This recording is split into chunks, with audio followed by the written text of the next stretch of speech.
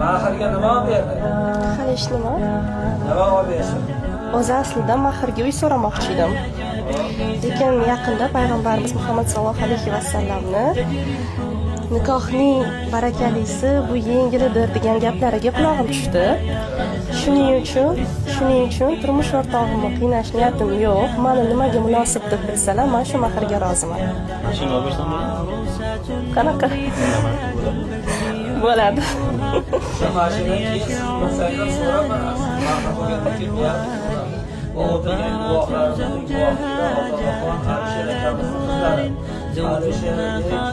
Hozir akamizning o'g'illariga jufti halollikka tan nafsingizni bag'ishladingizmi? Bag'ishladim. Ozodaxon Alisher akamizning qizlarini jufti halollikka qabul qildingizmi?